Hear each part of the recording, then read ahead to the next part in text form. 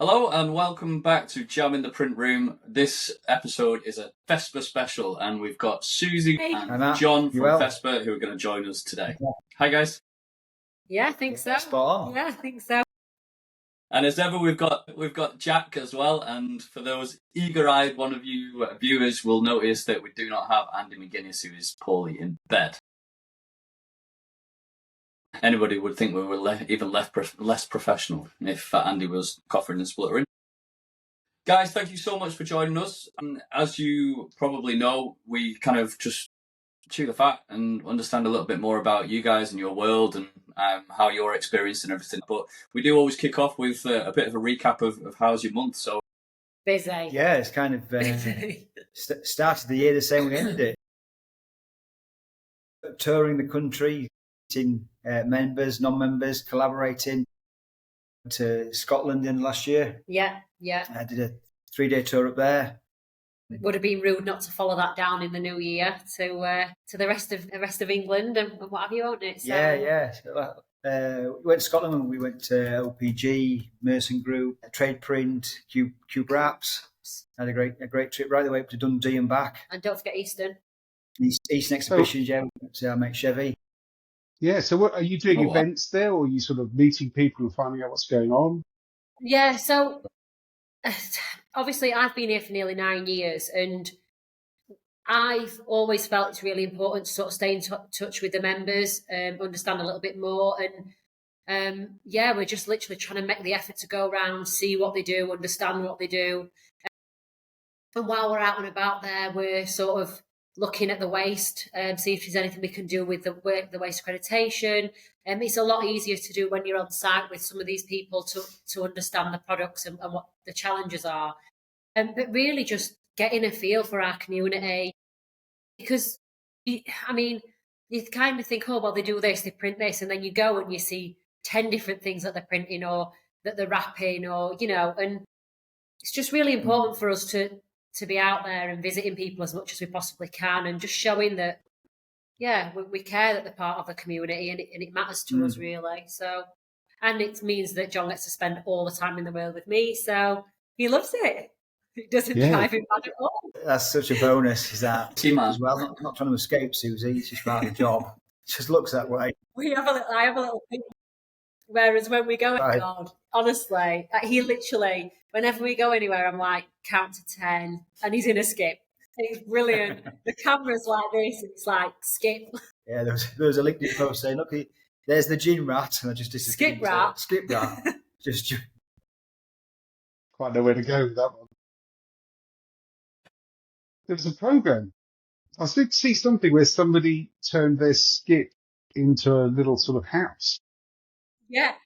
But we're next door onto a needle exchange, and the other day the cleaner went to put some rubbish in and was actually a crackhead in the bin. So and we were like, so when you go and see people, do you think that they're kind of a little bit nervous as well to get their waste management in order so you can, they've got to clean their skip for you and that sort of thing? Yeah, it's a good point, is that, Jack? There's many a time we've been places and there's no waste in the skips at all, and everything's really clean. It's like some people think they're having a visit from the Environment Agency. So it's like they don't produce any waste, whereas you'd rather go and see, rather than the glossy magazine, you'd rather see the chip paper and see what it's like day to day, and then you can implement improvements, rather than leaving and a week later it's back to what it was like. So yeah, there is that, and people do try and a bit of segregation, but on the whole, I think we make people feel like it's better to be honest, so we can get a true understanding of what a situation. And a lot of these facilities we visit, but lots of work into the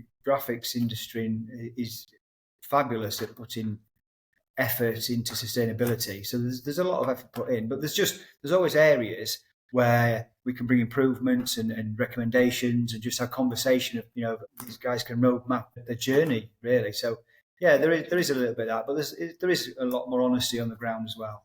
I don't think we're quite as intimidating because it's a non-for-profit and we're just doing it to help people. It's like, we just go in there. We don't expect anything from anybody, really, do we? We just go in and genuinely just want to see how they're working and meet the teams. And if we can help while we're there, then fantastic. Yeah, bringing value. I love that. So before we go into kind of the world of FESPA and what you do and how you do it, just introduce yourselves as well, just so that people understand what it is that you both do within the organisation. So I'm Suzi. I'm the Managing Director at FESPA UK. I've been here for almost 9 years. When I started, it was a real old boys club. Obviously, I didn't fit in very well in that, so I had to change it to suit my needs.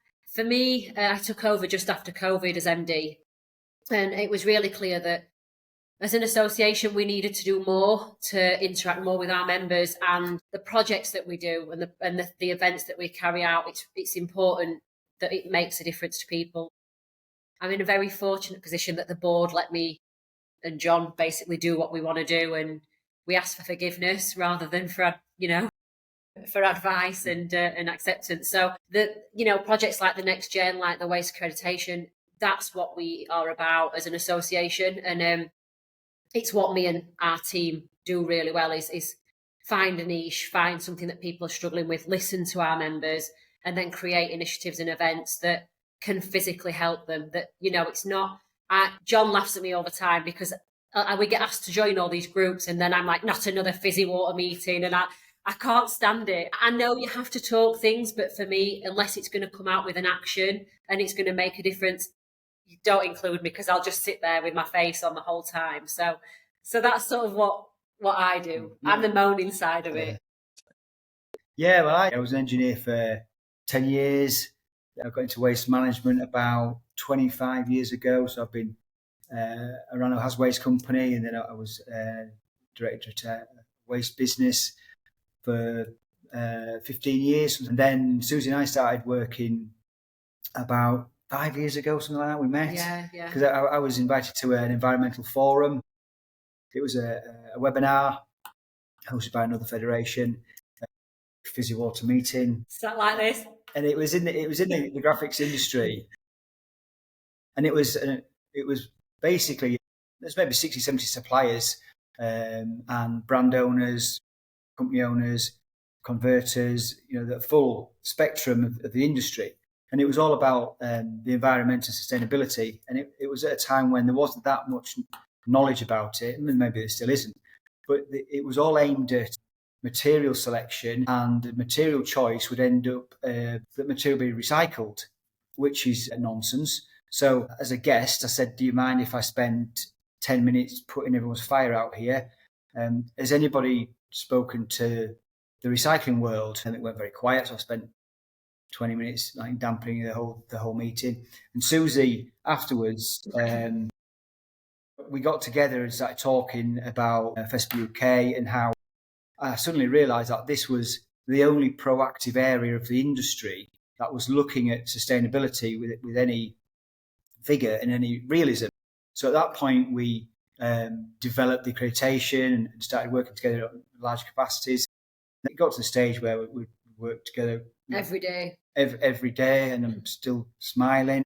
Thought, and an opportunity opened up for me to join FESPA as business development in that capacity, and it was a perfect fit. So it's all the other areas of it which I've been involved in as well. It was a great chance for me to bring value as a business, because I've worked in industry in different capacities for a long time, to hopefully drive the federation forwards and develop it. And like Suzi said, we've got a fantastic board who let us make our own choices and do what we want, as long as we're doing the right thing. They give us great advice, and they're always there when we need it, to a little bit more understanding, or a bit just to stop us running away with an idea. I'm sure people watching, listening, and interacting will know of FESPA, but just give us a bit of an overview. Okay, so FESPA is one of the 36 global associations under the FESPA Limited banner. It's really the easiest way to describe it is FESPA Limited do the exhibitions, and then under the banner of the FESPA name, there are 37 global associations around the world, of which we're one of them. Each association is run by individual people like myself and John, and they focus on what is relevant and what's needed in their country for their members. So it could be completely different throughout the world. But how we work is we come together a couple of times a year. I speak to most of the associations monthly, and we share ideas. So whereas South Africa have been running a great programme with their young people, they share that with us. We share what we're doing with them. Sometimes it's possible to replicate it, others it's not. We just pick bits out. But it's a global community, and like I said, we are the UK version, and so we do what matters in the UK to us, and we help others around the world as well, to understand what we're doing. So yeah, that's what we do. So properly like value driven then, and you can also throw a really good party. There's always a lot of sore heads after a FESPA party, that's for sure. Whether it be the UK one or the limited one, it's that's definitely a speciality, isn't it?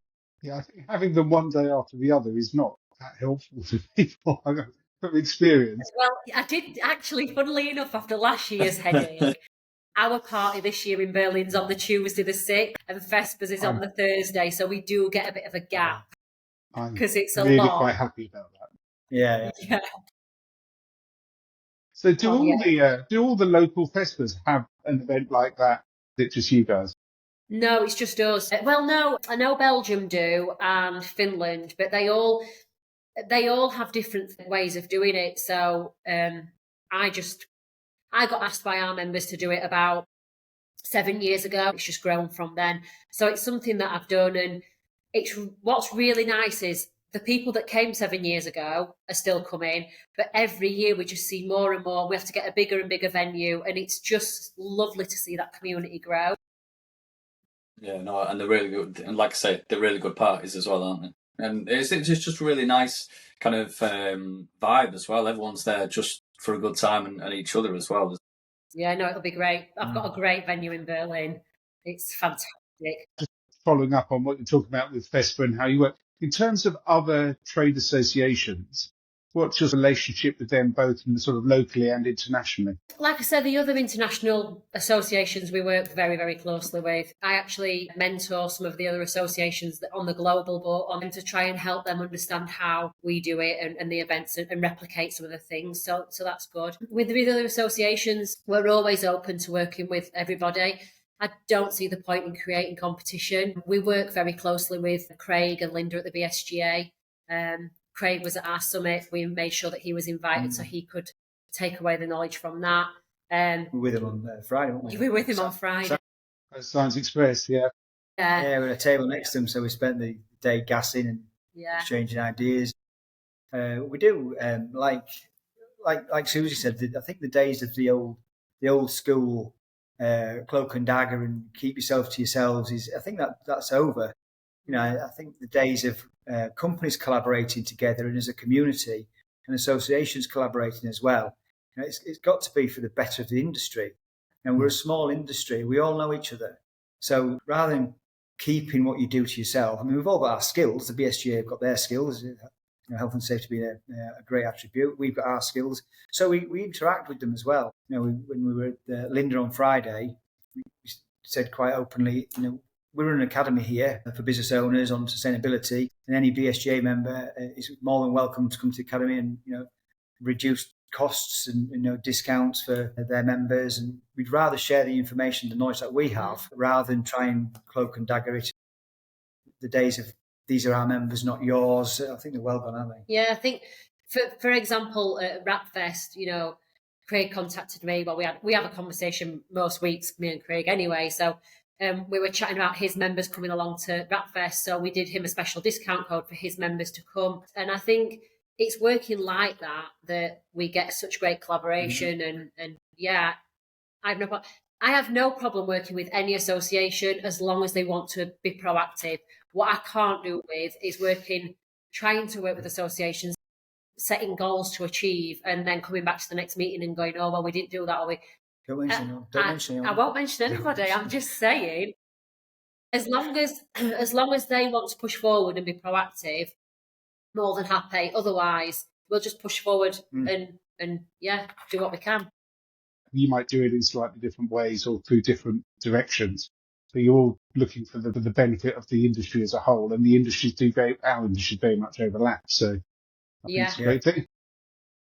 It seems very kind of concentrated. There's loads of them in the UK. Is it that kind of not competitive, but is there that many other kind of membership organisations in other countries as well? So you mentioned BSGA, you've got BPIF, you've got IPIA, you've got you guys. Is it like that in all other countries as well? If you speak to Daniel from Mexico, Mexico have one association, because whenever anyone else pops up, they disappear quite quickly. Now, what he means from that, I'm not sure. They've got very big deserts apparently over there. Yeah. But then you look at the likes of Finland, Switzerland, and Germany as well. They all have other associations, and some of them, like the BDVM, are actually that association is a FESPA association and something else as well. So it does work very, very differently. Belgium is a split association, whereas they have FESPA and then another one that does something different, but under the same company. Okay. I wonder if you mentioned that FESPA and the BSG, they're kind of, when you first joined them, they're kind of old boys clubs. But that's because they are quite old. And it's a bit of a kind of British thing to have that sort of committee-based organisation where board members sit around and discuss things, and they have been for the last 50, 100 years. Whereas we're now sort of more modern associations doing more modern activities and doing things in a different way. And that's where other countries probably start getting involved and seeing what we're doing. Yeah. I mean, there's a few old people there, but I don't think they're 1,500 years old. Some of them lucky, Jack, but 50 to 100, but there's a few of them still. So you're talking about being proactive there and listening to what your members are doing and coming up with like loads of different initiatives and campaigns and things like that. Obviously, sustainability and waste is one, but Next Gen has got to be the biggest kind of highlight that I've seen in such a long time. So can you just give us a bit of an overview as to how that came about?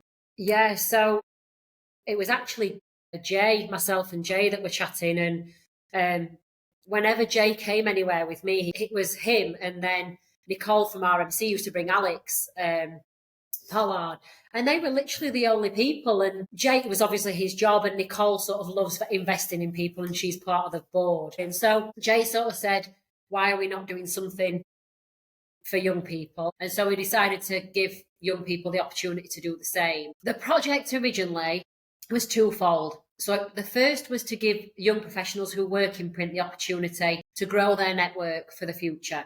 And the reason being for that was quite a selfish one, really. If we don't educate young people in the importance of networking, the associations won't exist because they won't see the value in them. At that initial point, we were sort of trying to future-proof ourselves as well as the industry.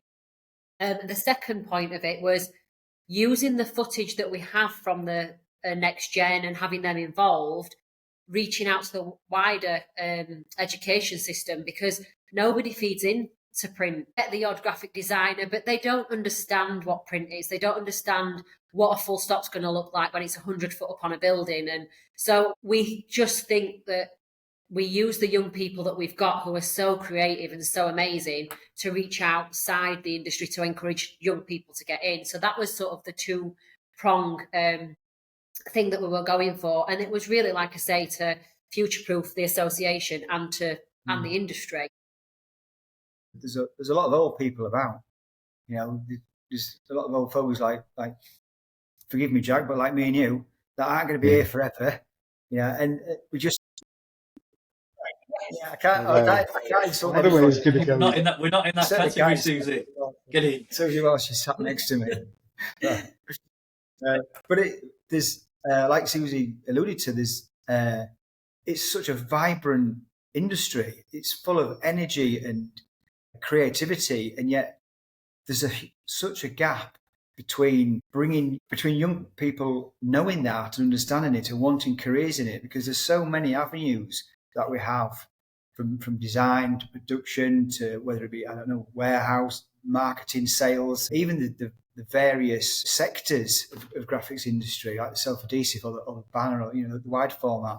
It's vast, but getting that message out, we're not going to do it. We need young people to do it. We need people with energy and with understanding and knowing how they speak and how the social media platforms operate and how to bring them in. And that's how we've created it and how we're developing it. And we just set a new committee now, aren't we?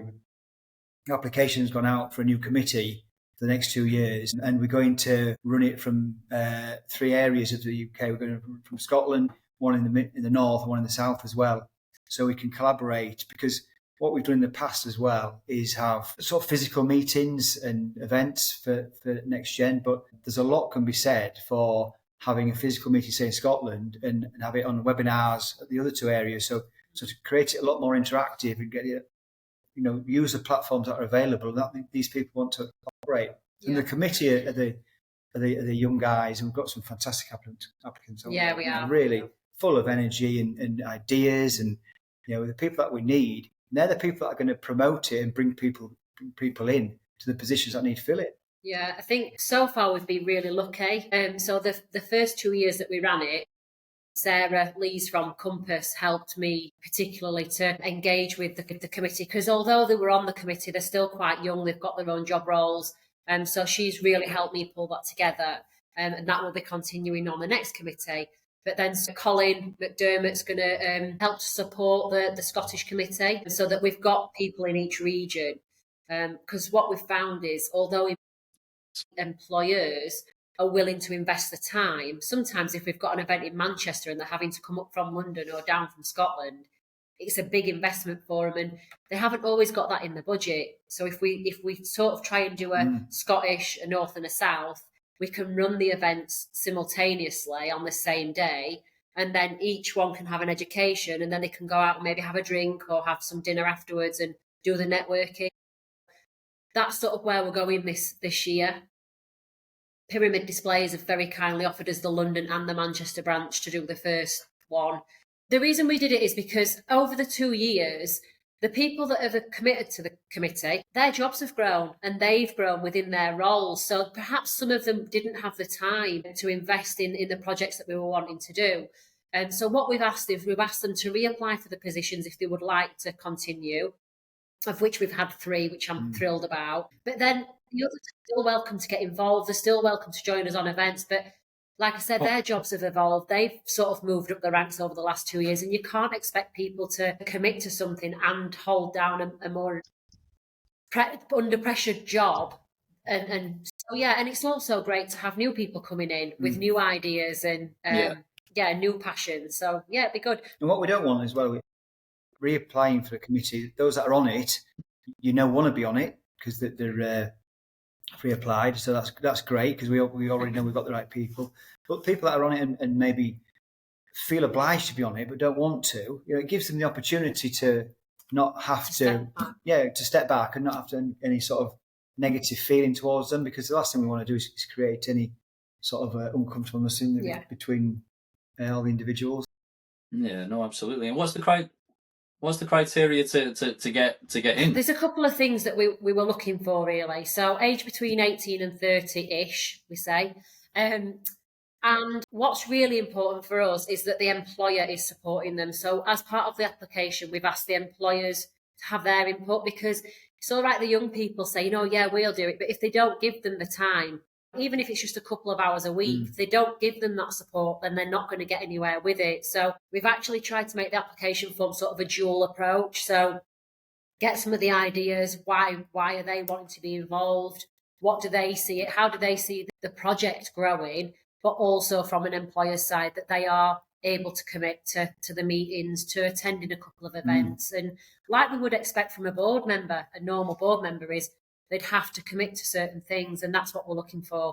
Yeah, nice. And from a recruiter's point of view, I know that because some of my clients have the next gen people on the committee, and it's a real USP to try and get new people into the industry and into their business by saying, look, yes, they focus on their own business, but they're part of FESPA and they've got young people on the next gen committee board investing back into that. If you look at how the events have grown, I mean, the first 2 that me and Jay did at Amare, there was 10 people on it, and me and Jay were 2 of them, wrapping vehicles. The last one that we did, we have 45 young people there, and it is growing, but we have to make it easier for them to attend events and be part of it, and that's what we're trying to do with the regional things. Okay. So what happens? So as you move from next gen, you're not really a young person in the industry anymore. You're kind of a bit more established. Are you just sort of naturally going into the sort of FESPA activities, or are you thinking there's some sort of something to connect the two in a way?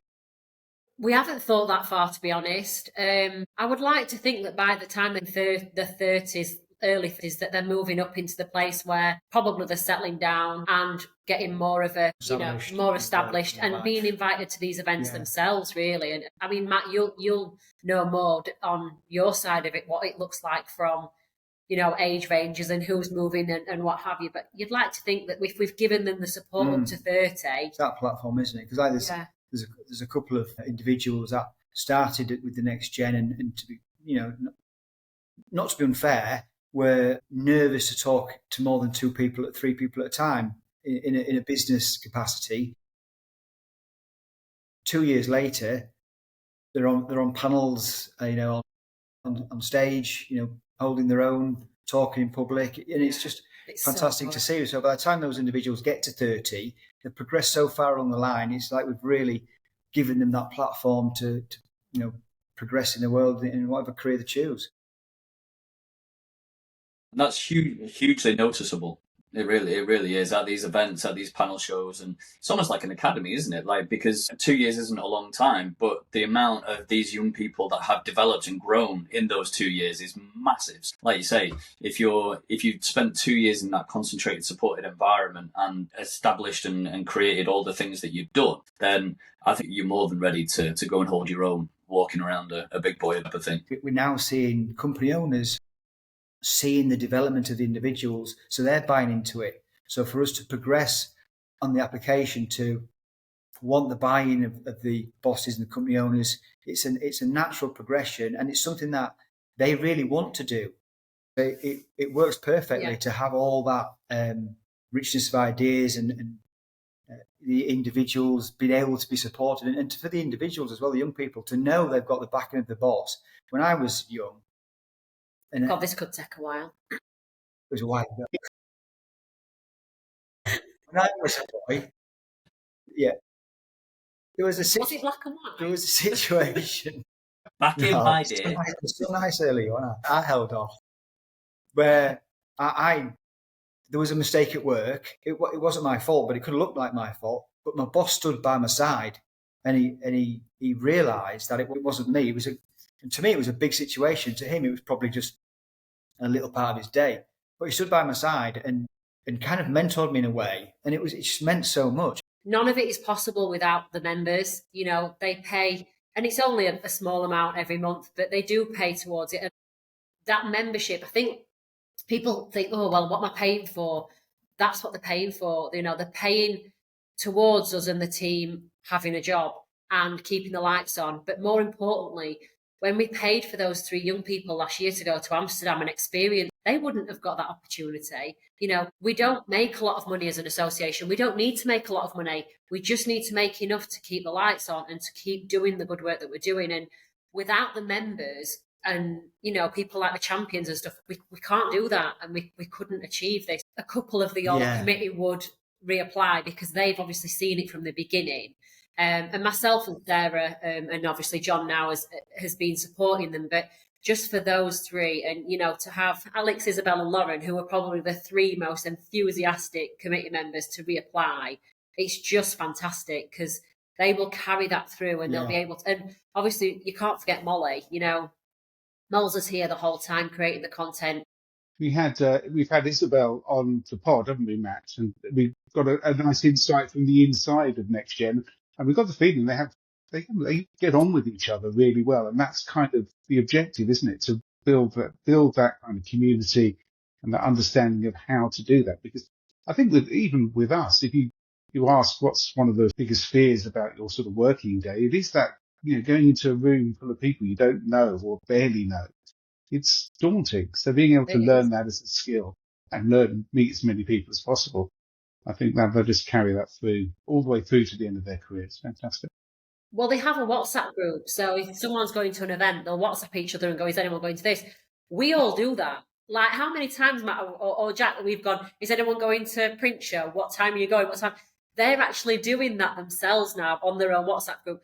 granted, most of the time it's Lauren and Isabel going, "What are you wearing?" But even still, it's, they do have that, and they are doing what we do. Yes, we might email each other or call each other, but they're doing it via WhatsApp. And it's lovely. It's lovely to see. And as the next step of the project goes forward, hopefully they'll help us carry that forward as well, because there's some big changes coming with the next gen side of it. And we've been working on it for about 5 months.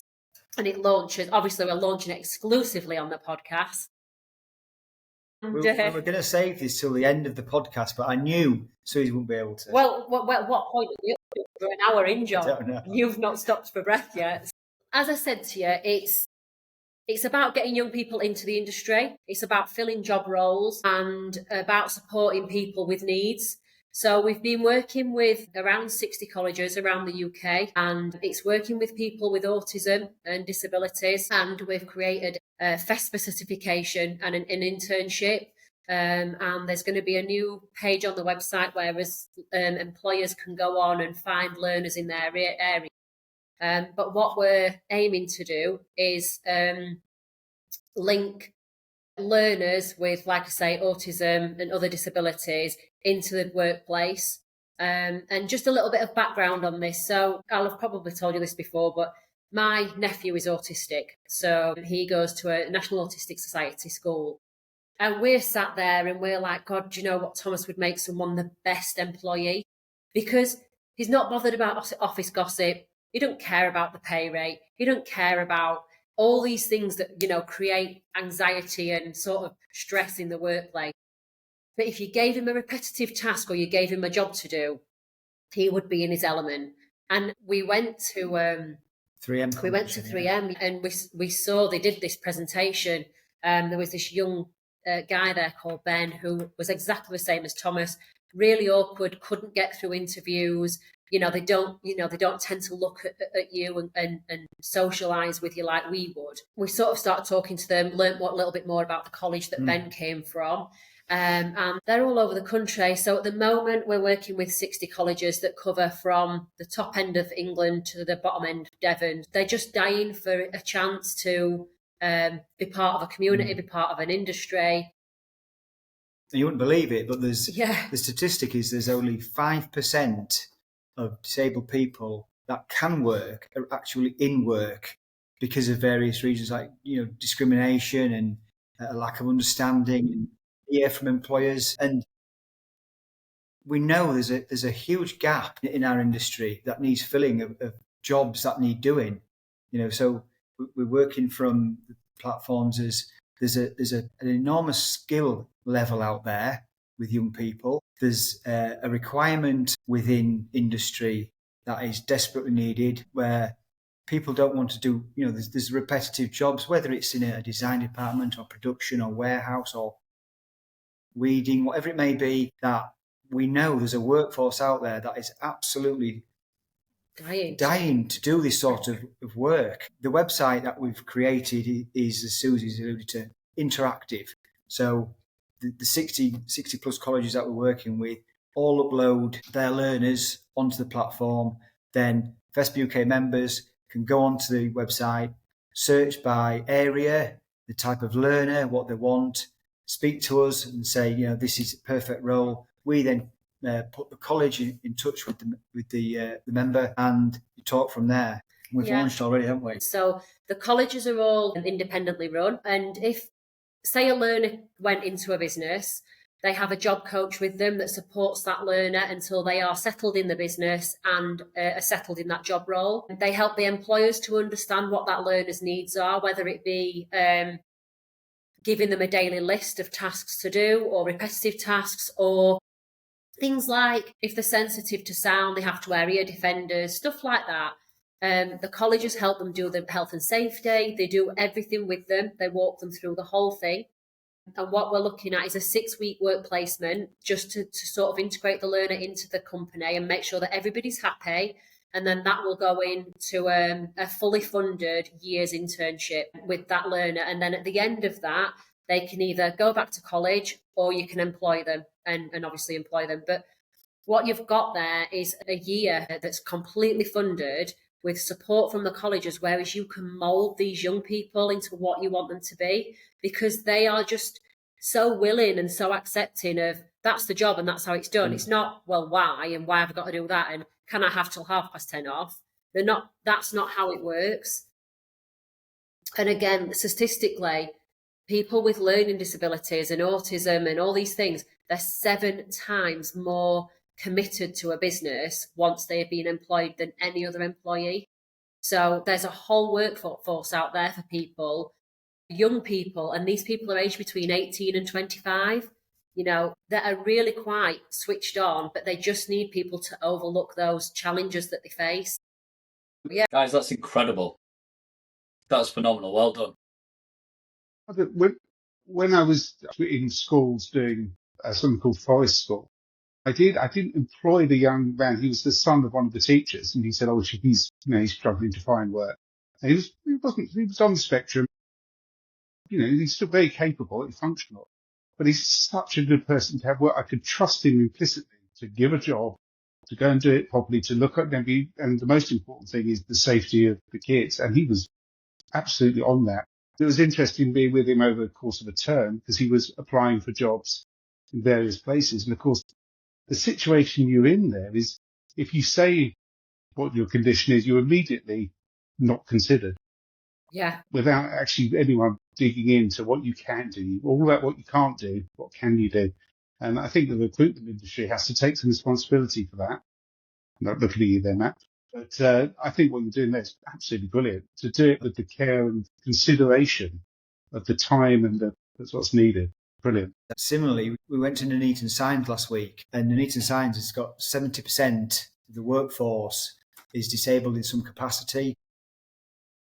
It's an amazing place, isn't it? It's incredible. Just inspiring. There's one young lad works there, and is he a data analyst? And he's fully functioning, but he has no arms. He uses a keyboard with his feet, and we watched a video, and they played a video while we were in the boardroom, and he plays the guitar, and he talked on the interview saying that he's been discriminated all his life, but not in a nasty way. He's a lovely guy, but just to say, because a lot of time people they're scared of what they don't know, aren't they? So you see someone like that, and it's an awkward situation, and for him to be so resilient and so full of life and enthusiasm and have this career, it's just awe-inspiring. So is this something that is being launched as we speak? I mean, is this available and happening? On Monday, the website and what have you will be open. This Monday coming. Yeah. First thing Monday, we're live. We've got learners on there. We've got learners on there looking for placements at the moment. A lot of the colleges are still uploading theirs, and it'll work 2 ways. So there's learners on there already where you can go and search for the area, and it'll tell you what their interests are, what they're good at, and then you can sort of see what jobs they might fit within your business. Or if an employer would like to get involved, they can contact us and we can contact the college direct. We've spent a lot of time building relationships with the key contacts at the colleges, understanding what each college does. A lot of these colleges and ourselves, we're going to start running some autism and disability awareness courses so that employers can understand what it is to employ these young people, give them an opportunity. So if there's nothing on there that they can see in their area, please reach out, because there will be. It's just that they've probably not been uploaded yet because they're on with it now at the moment. So there's that side of it. Like I said, they walk you through everything. The colleges are incredible. They're superb. Honestly, you're not just given a young person and gone, deal with it. They're there every step of the way. If you need a young person there all day in the workplace, then there'll be what they call the job coach. A job coach will be there with them all the time. So they work on the level of the learner. So it might be supervised all the time. If the learner needs medication, the employer is trained about medication and given all the health and safety. And it's absolutely supervised and educated to the highest level. Most of us are completely ignorant to all this, and this huge skills gap and this need within society, because we don't understand the people, we don't understand the support everyone's given, and we're just not given access to that information. So that's what we're trying to do. We're opening it up to hopefully educate people on autism and needs and workforces, and create jobs where jobs are needed as well. It's amazing. And obviously I speak to a lot of managing directors, owners and things like that. So anything that I can do to help get that out there, I will do so, and I'll put it on my website and share it on LinkedIn and all that type of stuff. So, because it's needed. That, what we're doing now is to speak to professionals like yourself who's got great contacts in the industry and can hopefully spread the word, and we can work together with it. I mean, just the jobs, some of the learners that we've got on at the minute, a couple of them are sort of graphic design based, and would be great for that sort of office graphic design. Some of them love really repetitive jobs, so weeding, like John said, that sort of thing, production, packaging, segregating, recycling. Now that is a absolute bonus for some of these young kids. But one of them's actually doing a City and Guilds in electrical engineer. These are smart kids. They just have a niche and they just need to fit in somewhere. Say this to John all the time. Like, I have a bad day, and then I look at what my sister has to deal with as a mum of an autistic kid. And, we've all got children. When you have children, you want them to grow up, you want them to have kids, you want them to get married. These parents are having to face that their child might not do that. They might not get a job. They might not get married. So by giving them an opportunity to work, to have their own freedom, to give them a bit of independence, for a parent like that and for the family members of these kids, it's incredible and it's life-changing for them. Ben, who we met, he's just bought his first apartment, his second car. He's learned to drive.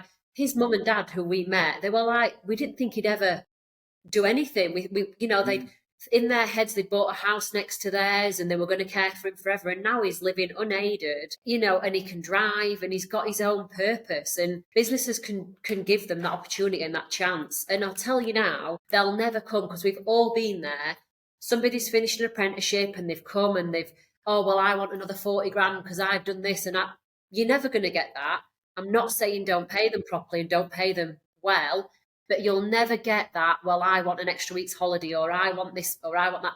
That's not in their remit. Their remit will be, their job is their world and all they want to do.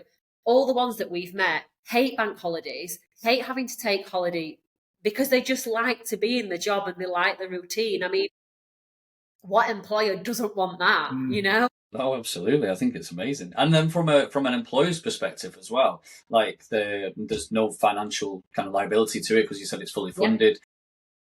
Yeah. There's a pool there of people ready to go. There's CSR as well, in terms of, and then on top of all that, morally, ethically, it's just an absolute no-brainer. Probably do myself out of a job here, but yeah, no, great initiative.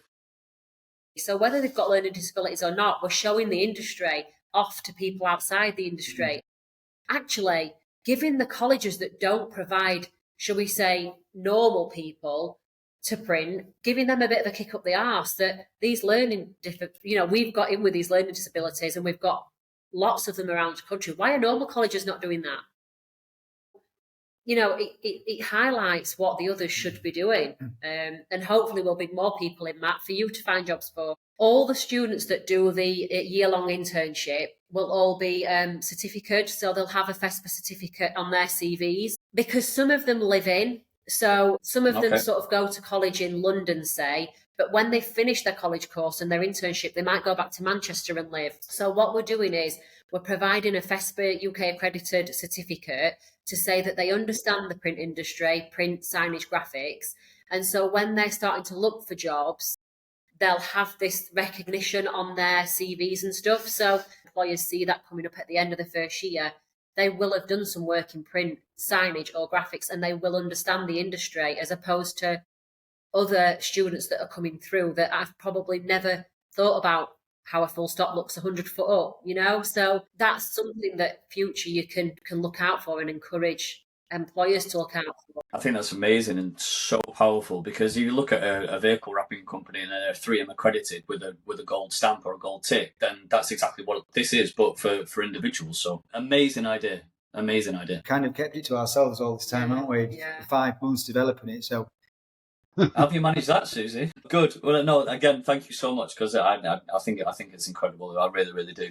Every listener, every guest leaves a mystery question for our next guests, and they don't know who the next guests are, and it's normally quite a blind thing. So our last guest was Craig. It was the Jaffa cake question. Is it a biscuit or is it a cake? No, I would say cakes. If you leave a cake on a table, it'll go hard. If you leave a biscuit on the table, it'll go soft. What does a Jaffa cake do? yeah, it's hard. a cake. It's a cake. He's so practical. Former engineer. Oh, what is wrong with you? That's the big question. Who leaves a Jaffa cake out? Absolutely. So, guys, thank you so much for joining us. Unless there's anything else that you want to kind of drop as a bombshell, as a breaking news or anything like that. Good. Thank you so much for having us. Lovely to speak to you guys. Thanks very much. Really enjoyed it. That's incredible. Oh, thanks for joining us, and I wish you all the best with the next gen and continued success with FESPA.